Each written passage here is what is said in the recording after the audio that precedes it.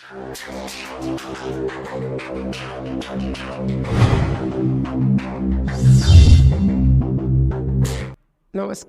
बहुत बहुत स्वागत, हार्दिक अभिनंदन। मैं हरीश राणावत आप लोगों का फिर से एक बार फिक्स स्टडी चैनल के अंतर्गत हार्दिक अभिनंदन करता हूं। आज हम लोग उसी हिमालय का अध्ययन करते हुए शिवालिक हिमालय को समझेंगे। हमने कल हिमालय का प्रादेशिक विभाजन देखा था, यानी कि हिमालय को भौतिक आधार पर 3 वर्गों के अंतर्गत बांटा गया था। उन 3 वर्गों के अंतर्गत हिमालय का पहला जो भौतिक वर्गीकरण है वो है ट्रांस हिमालय।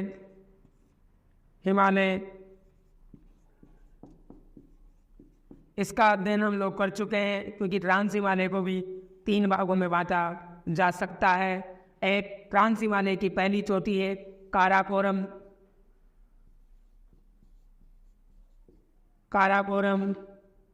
आगे देखेंगे काराकोरम के नीचे लद्दाख,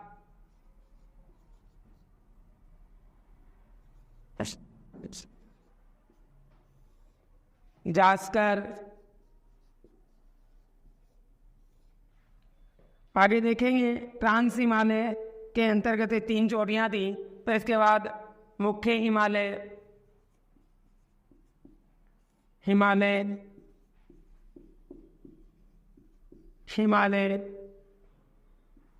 और पूर्वांचल हिमालय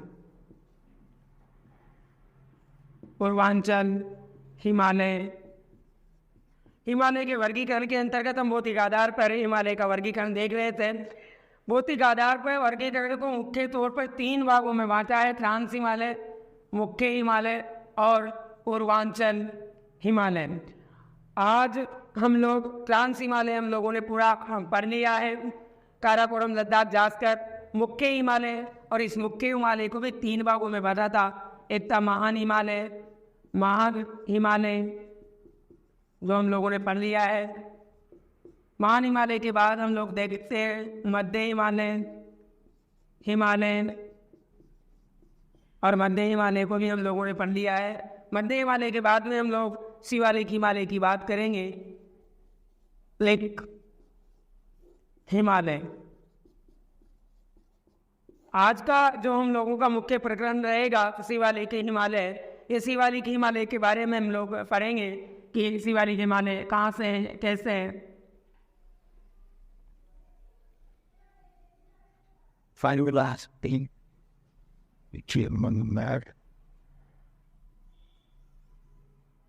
तो हिमालय की 3 चोटियां थी, 3 श्रेणियां।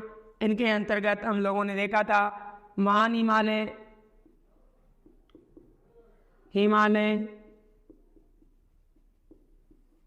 मध्य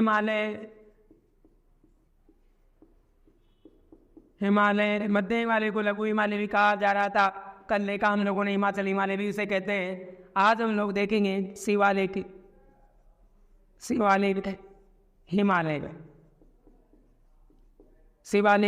हिमालय। इसके बारे में हम लोग बात करते हुए एक एक चीज को विस्तार से देखेंगे। जैसे कि ये है शिवालिक हिमालय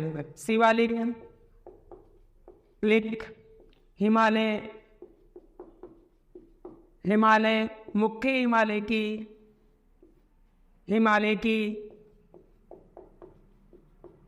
की सबसे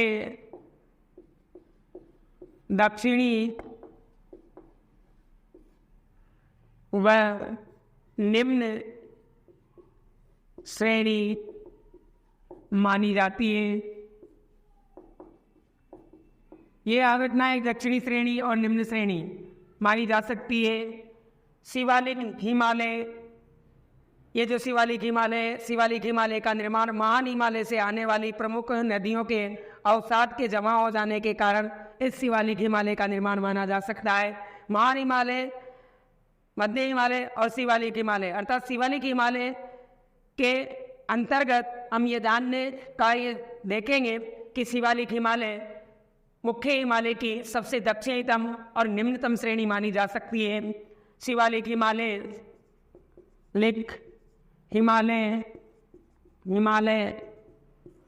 का निर्माण महान हिमालय की नदियों का निक्षेप या इसका परिणाम माना जा सकता है।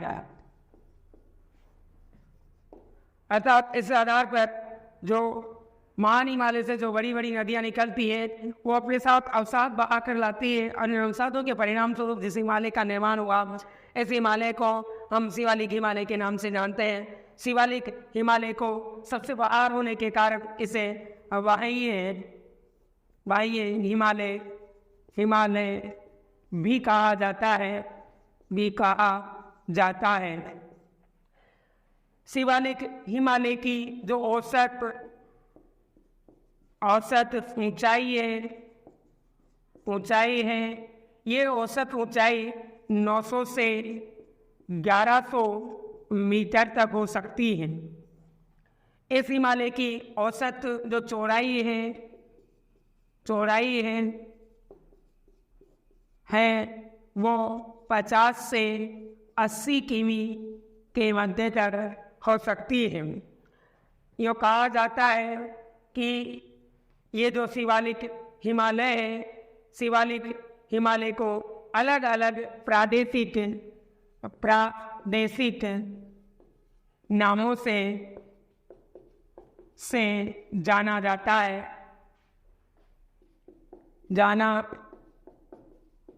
है। अलग अलग प्रदेशों में इसे अलग अलग नाम दिया जा सकता है। जैसे हम लोग बात करते हैं जम्मू की पहाड़ियाँ।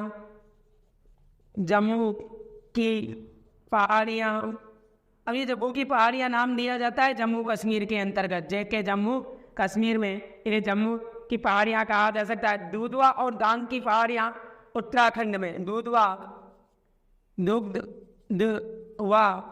व दांग की पहाड़ियाँ उत्तराखंड में खंड के अंतर्गत, दुधवा दांग की पहाड़ियाँ उत्तराखंड के अंतर्गत इसे नाम दिया जा सकता है। चूड़िया घाट की पहाड़ियाँ नेपाल में, चूड़िया घाट की पहाड़ियाँ यहाँ लिख देते हैं ऊपर, चूड़िया घाट की पहाड़ियाँ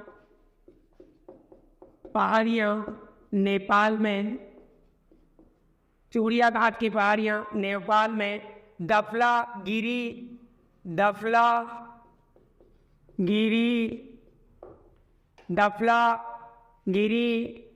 आबोर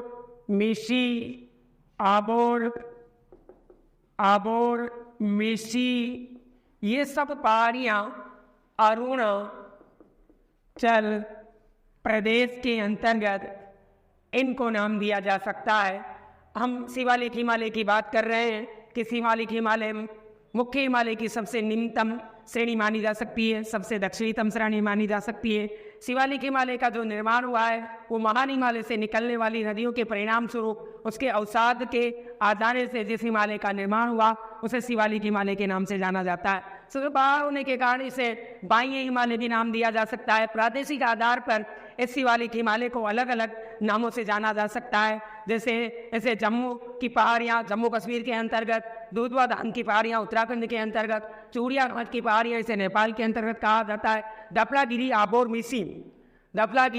मिसी ये अरुणाचल प्रदेश के नाम के अंतर्गत इसको नाम दिया जा सकता है। ये जो शिवालिक श्रेणी है इस शिवालिक श्रेणी की औसत ऊंचाई 900 से लेकर 1100 मीटर के बीच पाई जा सकती है तथा इसकी चौड़ाई 50 से लेकर 80 किमी के बीच पाई जा सकती है। आप स्क्रीनशॉट लीजिए। ये शिवालिक हिमालय और शिवालिक हिमालय के अंतर्गत कुछ और देखेंगे।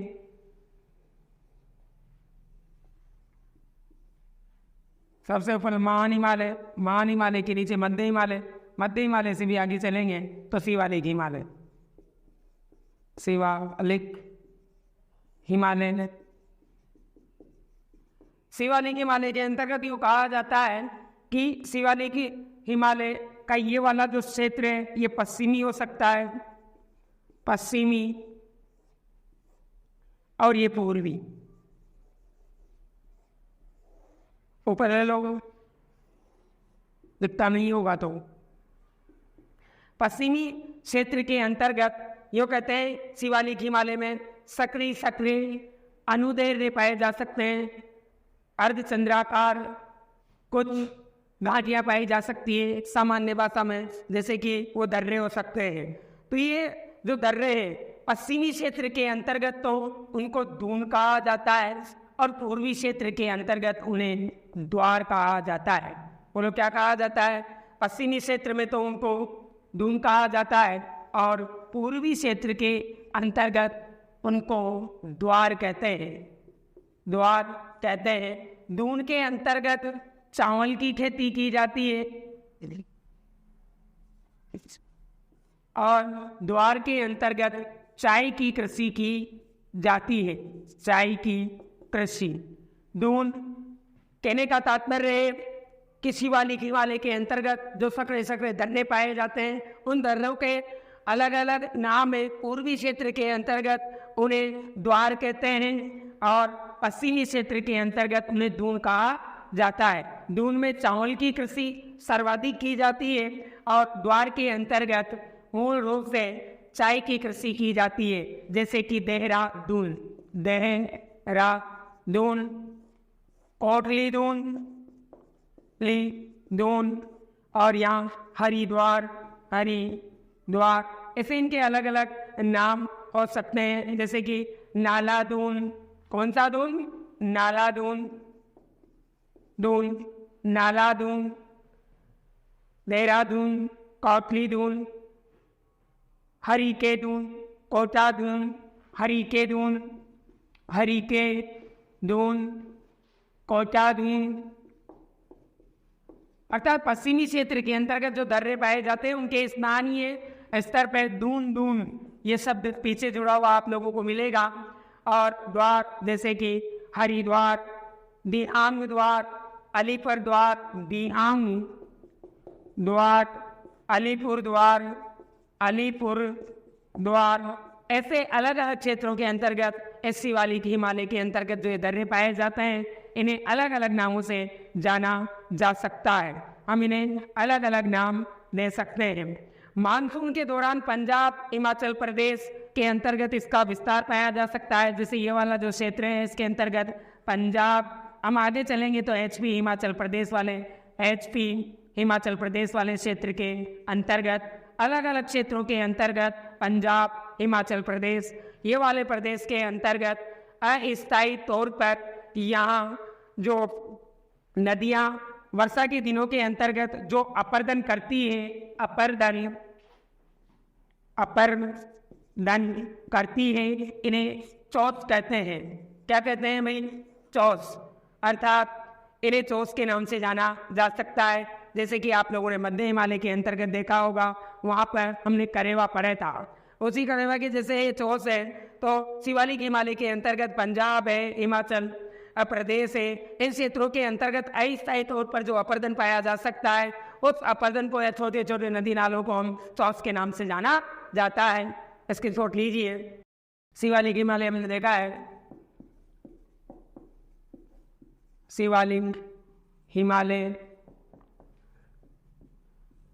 अब हम आगे देखेंगे पूर्वांचल हिमालय,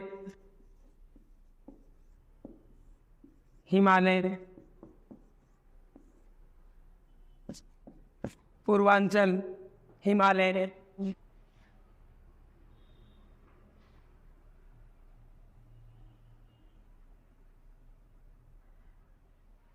पूरे भारत की स्थिति, विस्तार और भौतिक परिचय पढ़ने के बाद में अभी हाल ही में जो आरएस का पेपर हुआ है उसे उठा के आप लोग देखिए कितने क्वेश्चन यहाँ से अटेम्प्ट होते हैं और किस स्तर का यहाँ क्या पढ़ाया जा रहा है।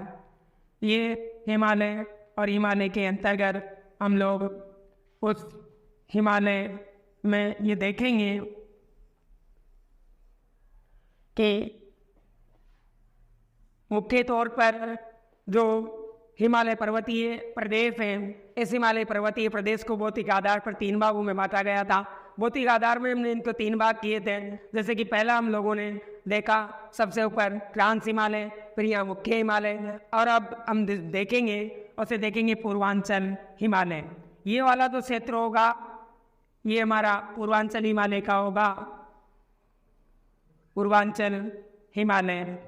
पूर्वांचल हिमालय का जो विस्तार है वो मुख्य तौर पर 4 राज्यों में पाया जा सकता है, जिधर 4 देखते हैं, जैसे अरुणाचल प्रदेश, यहाँ चल प्रदेश, स्थिति विस्तार बताया था अरुणाचल प्रदेश से नागालैंड,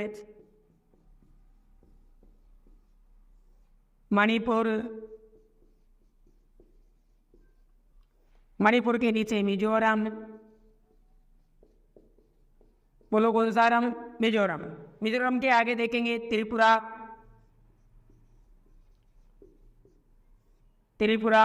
और त्रिपुरा के आगे भी चल जाएंगे तो यहाँ मिलेगा आप लोगों को मेघालय के अंतर्गत पूर्वांचल हिमालय का विस्तार पाया जाता है। यहाँ पूर्वांचल हिमालय को प्रादेशिक आधार पर यदि देखा जाए तो अलग अलग नाम हो सकते हैं बंदों। जैसे अरुणाचल प्रदेश वाले क्षेत्र के अंतर्गत हम यदि बात करते हैं तो अरुणाचल प्रदेश के अंतर्गत पटकोई बूम की पहाड़ियाँ पाई जाती है। पटकोई बूम, कौन सी पहाड़ियाँ पाई जाती है? पटकोई बूम की पहाड़ियाँ, पटकोई बूम की पहाड़ियाँ पाई जाती है। नागालैंड के अंतर्गत आप लोग नागा की पहाड़ियाँ देखोगे। आगे मणिपुर के अंतर्गत आप लोग मणिपुर की पहाड़ियाँ देखोगे, मणिपुर की पहाड़ियाँ। मिजोरम के अंतर्गत आप लोग मिजो लुसाई की पहाड़ियाँ देखोगे, मिजो लुसाई की पहाड़ियाँ देखोगे। त्रिपुरा के अंतर्गत वही त्रिपुरा की पहाड़ियाँ देखोगे, ये त्रिपुरा की पहाड़ियाँ, त्रिपुरा की पहाड़ियाँ। मेघालय के अंतर्गत आप लोग मेघालय का पठार देखोगे, और यहाँ शिलांग की पहाड़ियाँ,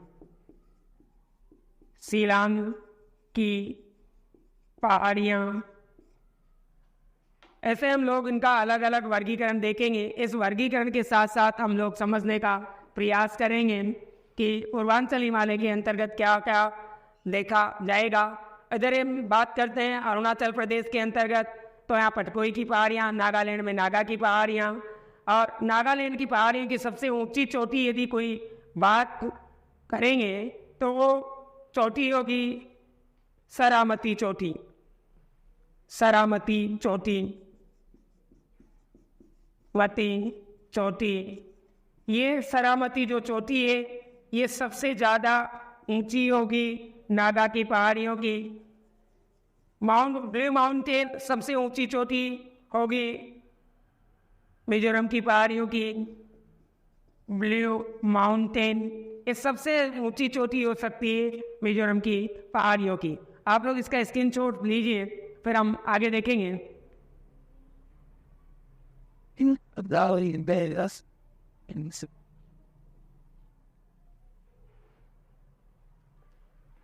यहाँ देखेंगे पूर्वांचल हिमालय के अंतर्गत एक एक तथ्य को इधर समझने का हम प्रयास करेंगे कि पूर्वांचल जो हिमालय है, Purvanchal Himalaya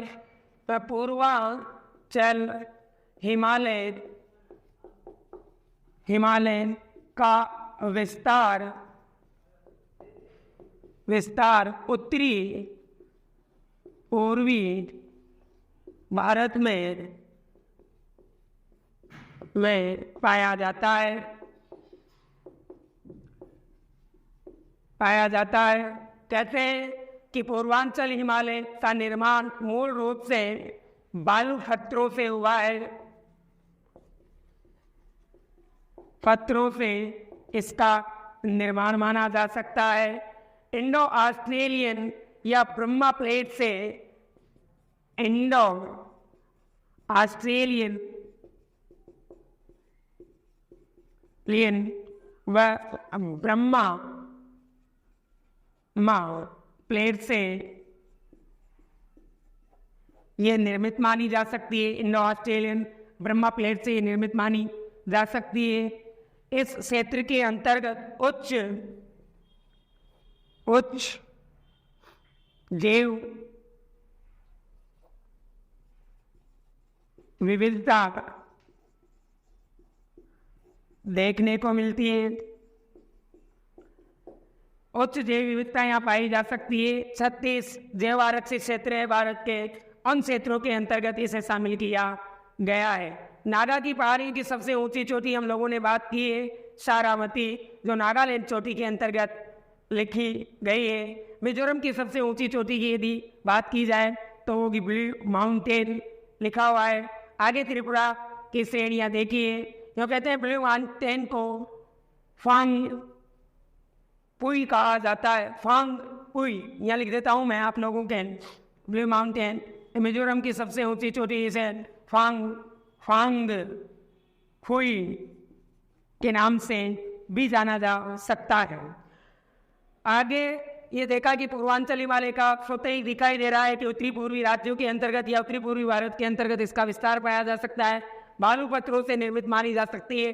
Indo Australian plates यानी कि भारत के अंतर्गत जब हम महासागरों और महाद्वीपों की उत्पत्ति के सिद्धांतों को देखते हैं तो एक प्लेट विवर्तनी के सिद्धांत आता है, और उस प्लेट विवर्तनी के सिद्धांत के आधार पर यदि देखा जाए तो उत्तरी पूर्वी या पूर्वांचल हिमालय का जो विस्तार है वो इंडो ऑस्ट्रेलियन प्लेट से या ब्रह्म प्लेट से इंडो ऑस्ट्रेलियन प्लेट से निर्मित माना जा सकता है, या उच्च जैव विविधता मानी जा सकती है, या उच्च जैव विविधता पाई जाती है। यहाँ अनेक पहाड़ियों का विस्तार है जिन्हें अलग अलग नामों से जाना जा सकता है, जैसे कि अरुणाचल प्रदेश के अंतर्गत इन्हें पटकोई की पहाड़ियाँ, नागालैंड में नागा की पहाड़ियाँ, मणिपुर की पहाड़ियाँ, और मिजोरम के अंतर्गत मिजो लुसाई की पहाड़ियाँ पाई जा सकती है। मिजो लुसाई की पहाड़ियों को ब्लू माउंटेन के नाम से जाना जाता है। और त्रिपुरा की पहाड़ियों के आगे हम मेघालय का पठार देखेंगे, और मेघालय के पठार के अंतर्गत जिन पहाड़ियों का विस्तार पाया जाता है वे शिलांग की पहाड़ियाँ कहते हैं। स्क्रीनशॉट लीजिए।